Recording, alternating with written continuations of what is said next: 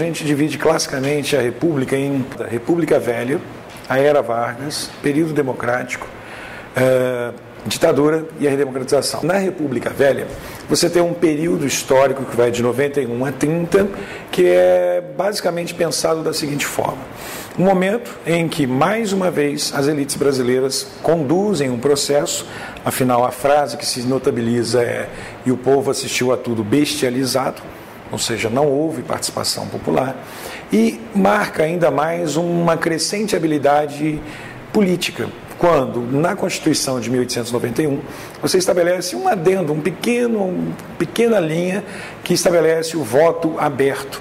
E quando se estabelece o voto aberto, cria a base do poder da República Velha, que é o voto de cabresto, onde os coronéis poderão atuar nas regiões mais distantes do epicentro político, Nordeste principalmente, nos interiores, aonde eu vou conseguir controlar o voto masculino, do alfabetizado, aspas, daquele indivíduo que vota para agradar o patrão. Afinal, o coronel é aquele que assume a função do Estado, que não se faz presente. Moral da história: com o coronel sendo um membro da elite e associado à elite nacional, os antigos cafeicultores do Partido Republicano Paulista, Partido Republicano Mineiro, essa política vai se estabelecer, a política do café com leite, onde mineiros e paulistas, oligarquia cafeeira, vão se revezar no poder. Mas isso depois da consolidação do modelo com a República da Espada, os militares que chegam pesado, impõem a nova ordem e reprimem qualquer movimento.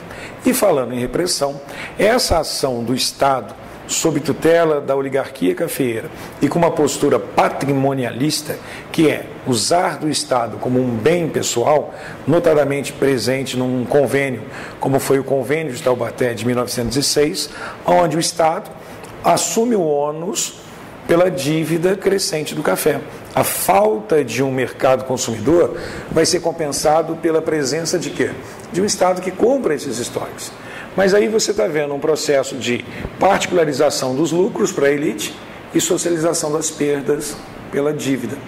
E com dinheiro comprometido com ações dessa forma, perdendo a oportunidade de desenvolvimento industrial, como foi o caso do encilhamento, esse Estado perde a capacidade de investimento, até porque não tem muita vontade de investir na população. Descaso do Estado, opressão dos coronéis, miséria latente para a maioria da população.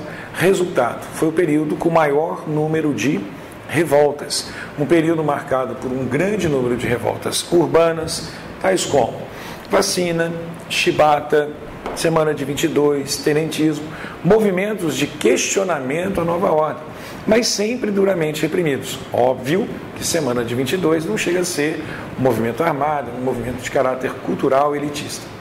Mas as revoltas rurais, principalmente Canudos, Contestado e o banditismo social, o cangaço, vão ser alvo de uma repressão pesada. Exemplo clássico: Canudos, 15 mil sertanejos no interior da Bahia, sofrendo com a seca, a opressão dos coronéis, se refugiam no Vaza Barris, sob tutela de um sujeito que queria ver uma monarquia celestial. Então é o que a gente considera de movimento pré-político, um movimento que não tem uma organização política, não tem uma ideologia bem conformada, mas que traz seguidores. Por quê? Falta de perspectiva. Todas essas revoltas marcam um período onde as elites se beneficiam descaradamente, onde há exclusão da maioria e que você vê, infelizmente, uma palavra que vale para todos os momentos da história do país: o forte continuismo. Continuamos excluindo o povo, continuamos com uma minoria decidindo. Só que toda essa interação vai chegar ao fim quando nós tivermos a crise do café decorrente da crise de 29. Com essa crise e o rompimento da aliança entre mineiros e paulistas, você tem um efeito posterior, após a eleição, que vai ser questionada, tudo bem, que é a Revolução de 30. E a Revolução de 30 marca a superação da República Velha e o início de uma nova fase, a fase que chamamos de Era Vargas.